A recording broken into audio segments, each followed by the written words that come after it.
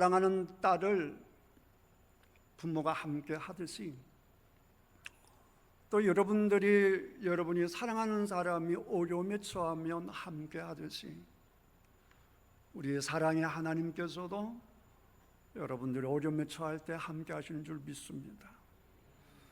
그러나 진짜 사랑하지 않는 사람은 우리가 어려움에 처했을 때 다 도망을 가버립니다. 함께 하지 않습니다. 우리의 하나님께서 얼마나 저와 여러분을 사랑하시는지 오늘 말씀을 통해서 다시 깨닫는 은혜가 있기를 주님의 이름으로 축복합니다. 제목이 함께 고통당하시는 은혜인데, 우리 예수님께서 고통당하실 필요가 없으신 분이신데 우리 가운데 오셔서 우리와 함께 고통을 당하셨다라고 하는 말씀입니다. 오늘 본문이 그 내용을 이야기하고 있는 겁니다. 이 본문은 하나님의 마음이 고스란히 담겨져 있지요. 우리 하나님께서 얼마나 우리들을 사랑하시는지를 오늘 말씀을 통해서 깨닫기를 원합니다. 오늘 읽은 책은 히브리서인데 구약 성경 인용이 꽤 많습니다. 유대인들에게 보낸 편지라서 그렇습니다. 유대인들은 천사를 소중하게 여깁니다. 갈라디아서 3장 19절에 그런즉 율법이 무엇이냐? 범법함으로 더하여진 것이라. 천사들을 통하여 한 중보자의 손으로 베푸신 것인데, 이렇게 말씀되어 있어요. 그러니까 하나님께 천사들을 통해서 말씀을 주셨다는 거죠. 사도행전 7장 53절에도 너희는 천사가 전한 율법을 받고도 지키지 아니하였도다 라고 해서 이스라엘 백성들이, 유대인들이 이제 구약 성경을 굉장히 중요하게 여기고 그것 중심으로 살아갑니다. 지금 또 이스라엘 사람들은 신약 성경을 믿지 않고 구약 성경을 가지고 국가도 형성하고 모든 가치관을 이 구약 성경에 두고 있습니다. 근데 그 구약 성경을 천사가 주었다라고 하니까 천사가 얼마나 중요한 존재가 되겠습니까? 더군다나 그 당시에는 그리스 로마 철학이 그 당시 세계를 지배하고 있었는데, 유대인들도 그런 생각이 있겠지만 특별히 그리스 로마 철학에서는, 생각에서는 눈에 보이는 것들은 거룩하지 않다, 온전하지 않다. 그러니까 진리는 눈에 보이는 것이면 안 된다, 이런 생각이 있는 겁니다. 그러니까 육체를 가진 인간보다 육체가 없이 영어로 존재하는 천사가 훨씬 더 우월하다, 그 생각을 가지고 있단 말이에요. 그런데 그런 유대인들에게 히브리서 기자가 이제 이 책을 쓰면서 예수님께서 천사들보다 훨씬 더 우월하시고, 그 다음에 이제 4장 이하에는 유대인들에게 율법을 준 사람이 모세여서 모세가 너무너무 중요하고 우월한 지도자이신데, 그런 유대인들에게 예수님은 율법을 전해준 모세보다도 탁월하신 분이시다, 이렇게 설명하는 가운데 예수님을 소개하고 있습니다. 그래서 히브리서를 잘 읽으면 예수님이 어떤 분인지, 예수님께서 어떻게 우리를 사랑하시는지, 또 진짜 예수 믿는다라고 하는 것이 무엇인지를 잘 알 수가 있습니다. 지금 우리가 2장을 읽었는데 한 장 앞으로 가보겠습니다. 1장입니다. 여기에서 예수님을 소개하고 있는데요. 자, 1절에 보시면 옛적의 선지자들을 통하여 여러 부분과 여러 모양으로 우리 조상들에게 말씀하신 하나님이, 자, 2절이 모든 날 마지막에는 아들이 예수님이잖아요. 예수님을 통하여 우리에게 말씀하셨으니 이 아들을, 그러니까 예수님을 첫 번째 만유의 상속자다 이렇게 설명하고 계십니다. 그 다음에 두 번째, 예수님으로 말미암아 모든 세계를 지으셨느니라 그렇게 되어 있죠. 그러니까 예수님은 단순한 사람이 아니라 세상을, 만물을 지으신 분이다. 요한복음에도 예수 말씀이 세상을 만드셨다 그렇게 되어 있잖아요. 태초에 말씀이 계시니라. 이 말씀이 하나님과 함께 계셨으니 이 말씀은 곧 하나님이시라. 그가 태초에 하나님이 계셨고 만물이 그로 말미암아 예수님으로 말미암아 지은 바 되었으니 지은 것이 하나도 그가 없이는, 예수님이 없이는 된 것이 없느니라. 요한복음 1장 1절에서 3절. 그 다음에 골로새서 2장 15, 16절에도 예수님은 보이지 아니하는 하나님의 형상이시요 모든 피조물보다 먼저 나신 이시니, 여러분 천사도 피조물입니다. 하나님, 예수님, 성령님 삼위일체의 하나님 외에는 전부 다 피조물이에요. 부처님이라고 믿는 고타마 시타르트도 피조물이고 유교에서 믿는 공자님도 피조물입니다. 그런데 예수님께서는 피조물이 아니시고 세상을, 만물을 만드신 창조주이시기 때문에 이 땅에 있는 어떤 사람하고도 비교되지 않는 그런 분인 줄 믿습니다. 할렐루야. 우리 예수님이 이런 분이시다라고 하는 것입니다. 자, 그 다음에 또 뭐라고 해놓고 하니 3절에 예수님은 하나님의 영광의 광채시요 그 본체의 형상이시다 이렇게 말씀하셔서, 여러분들이 잘 알고 있는 빌립보서 2장 6절에 예수님은 근본 하나님의 본체시나, 예수님은 근본적으로 하나님의 본체시나 하나님과 동등됨으로 하나님과 똑같이 취급당하심을 취할 것으로 여기지 아니하시고 이렇게 말씀하셨어요. 그러니까 근본적으로 예수님은 사람의 수준이 아니라, 천사와 같은 수준이 아니라 세상을 만드시고 진리시고 영원하시고 하나님과 동일하신 삼위일체의 하나님 중 한 분이어서, 이 예수님은 천사보다도 모세보다도 탁월하신 분이시다 그 말이에요. 그런데도 그 예수님께서 자 9절을 보시면 자 2장 9절에 가보겠습니다. 2장 9절. 예수님은 천사보다 높으신 분이심에도 불구하시고 2장 9절 다 같이 읽겠습니다. 시작.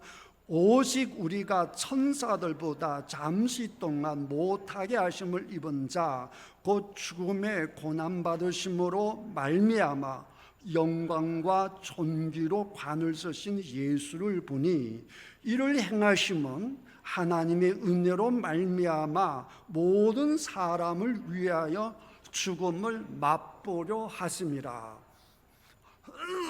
아멘. 자, 이 구절을 여러분 그대로 보시고 제가 영어로 번역해 볼게요. 그러나 우리는 예수님을 봅니다. 그럼 그 예수님이 어떤 분이시냐? 잠시 동안 천사보다도 못하셨던 예수님을 봅니다. 잠시 동안이에요.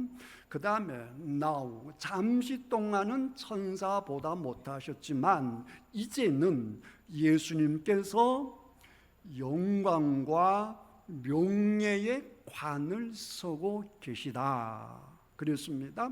근데 예수님께서 왜 영광과 명예의 관을 서고 계시는고 하니 예수님께서 죽으셨기 때문이다 이렇게 했어요. 그러면 예수님께서 왜 죽으셨는가? 예수님께서 왜 죽으셨는고 하니 하나님의 은혜로. 여러분, 예수님의 죽으심이 하나님의 가장 큰 은혜입니다.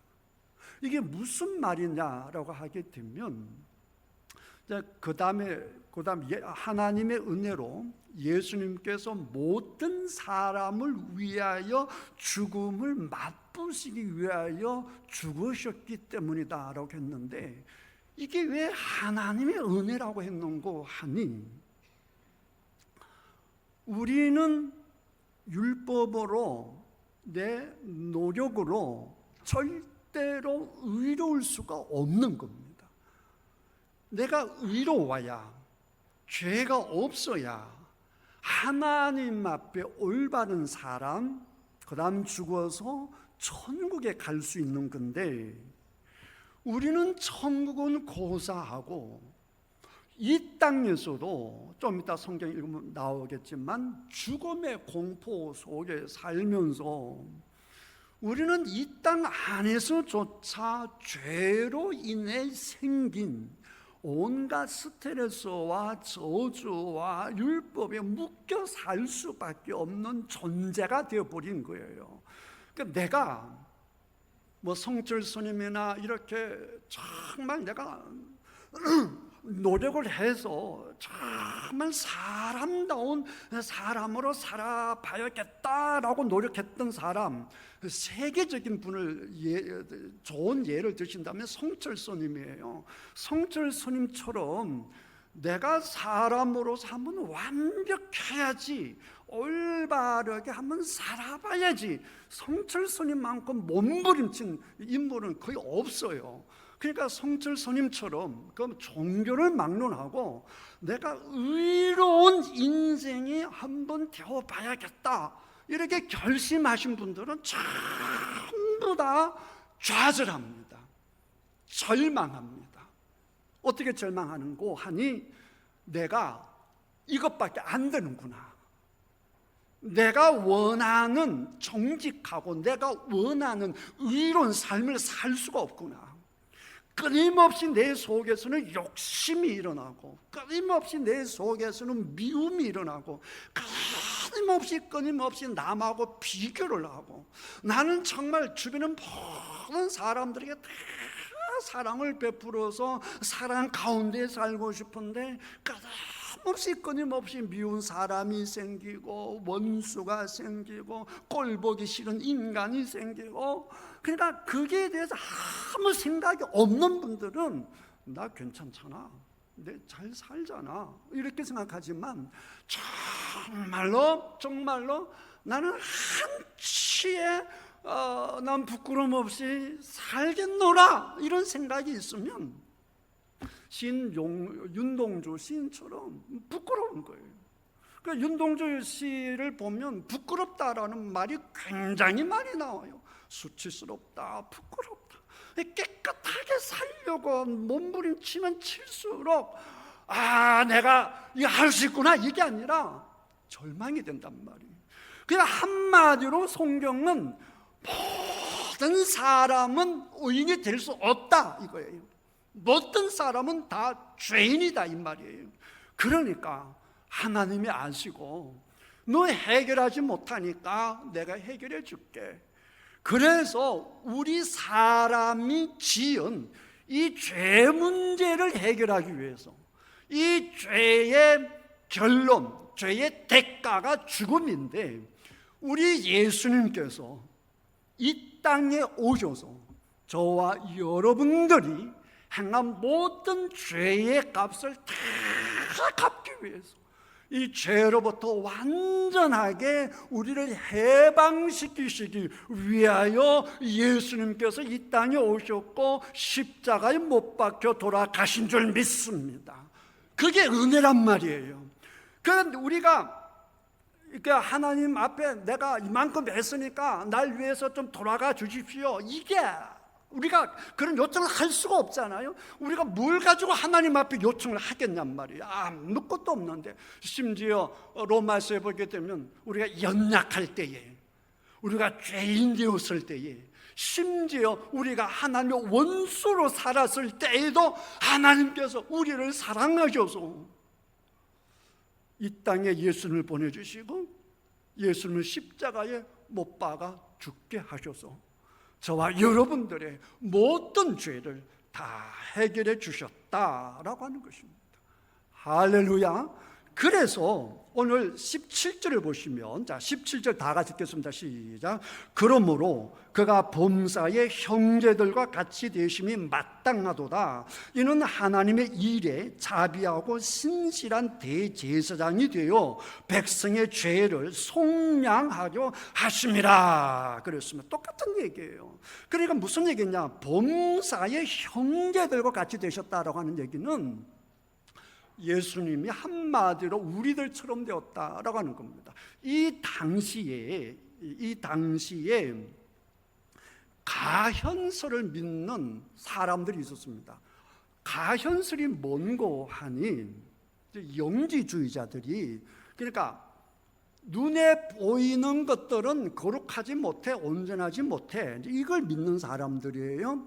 그러니까 예수님은 신성을 가지신 분이시다. 쉽게 말하면 예수님은 하나님이시다. 삼위일체의 하나님이시다. 예수님은 본질적으로 본체적으로 하나님과 동일하신 분이시다. 이렇게 말을 하면 문제가 되는 거예요. 뭐가 문제가 되는 거 아니?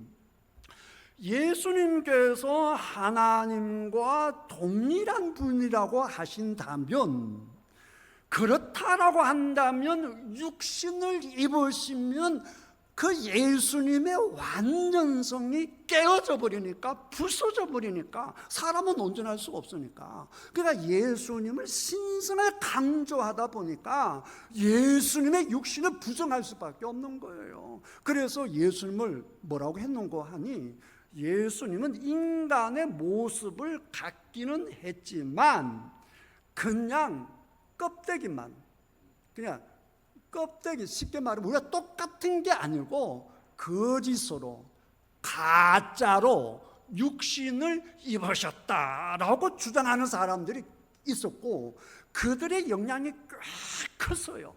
그러니까 바울이 그들을 향해서 분명히 말하는 거예요.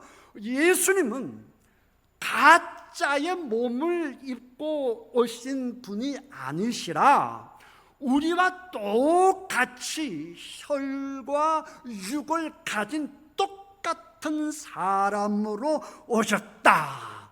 그걸 바울이, 히브리서 기자가 그 사람들에게 공격하고 있는 거예요. 그래서 17절 영어로 제가 풀어주면 이렇게 되어 있어요.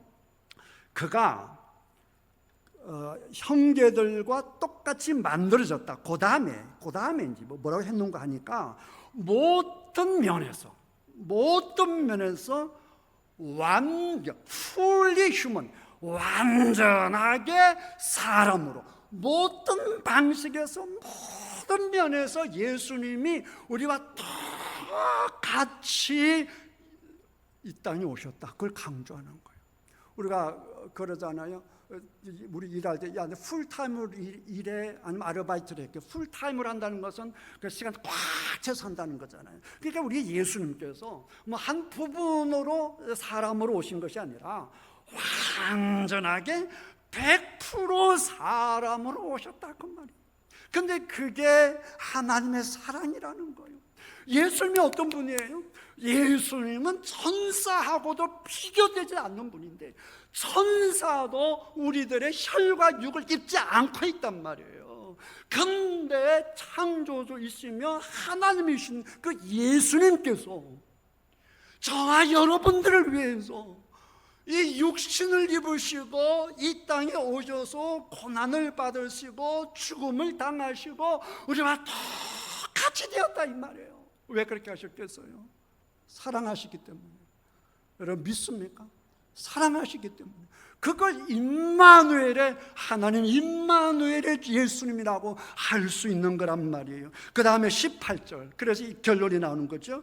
예수님께서 시험을 받아 고난을 당하셨은즉, 이 시험을 받다, 페이라조라고 하는 단어를 여러 군데 찾아 여러 군데 나오는데 여기에 묶이면 안 돼요. 그가 시험을 받아 고난을 당하셨은즉, 여기 중요한 것은 이겁니다.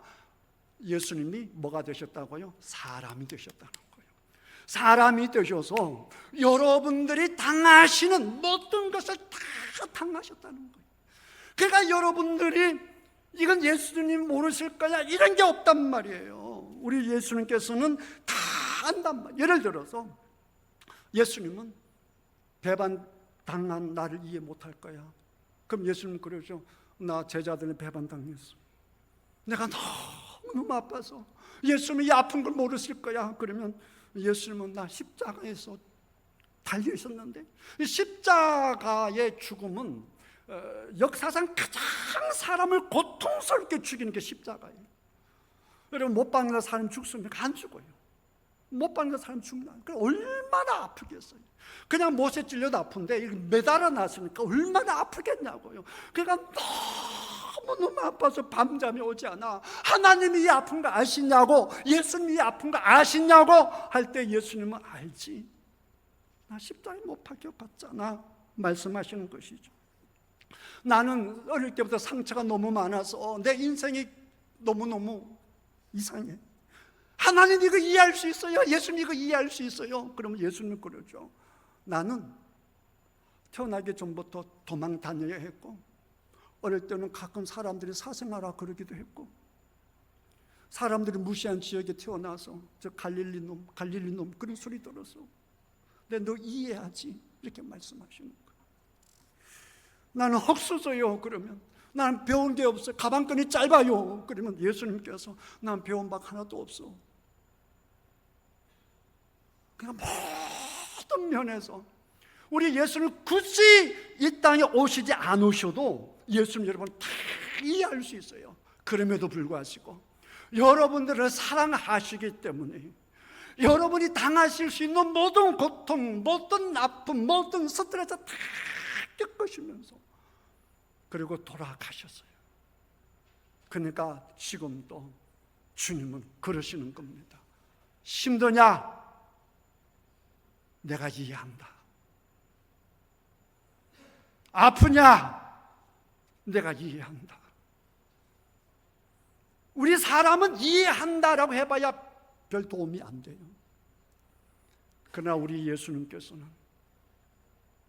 모든 면에서 우리를 가장 선하게 인도하실 분이기 때문에 우리가 죽고 나실 때 하나님 나라로 인도하실 분이에요. 이 땅에서 모든 어려움 속에서 우리를 건져주실 분이시기 때문에 우리 예수님께서 여러분을 이해하신다, 내가 너와 함께한다, 그럼 모든 것이 끝난 줄 믿습니다. 여러분, 가장 어려울 때 주님의 은혜가 임합니다. 하나만, 개인적인 것은 말할 것도 없고 우리나라도 마찬가지예요. 1907년 대부흥이셨죠. 1904년 러일 전쟁이 있었습니다. 러시아하고 일본이 서로 조선 땅 차지하겠다고 싸웠어요. 1905년 일본이 우리 이겼으니까 우리 멋대로 할래. 그게 을사 1905년입니다. 1906년 고종 황제가 너무나 서럽고 너무나 무섭고 너무나 억울해서 해거 미사 사건을 보내는데 실패를 합니다. 1907년 일본이 고종 황제를 폐위시켜버립니다. 그게 1907년이에요. 이 땅 가장 아프고 가장 고통스럽고 가장 힘들 때 우리 하나님은 가장 놀라운 영적 부흥을 주셨습니다. 개인도 국가도 마찬가지입니다. 혹시 지금 내가 너무 어렵다고, 너무 아프다고, 너무 힘들다고 생각하시는 분 계십니까?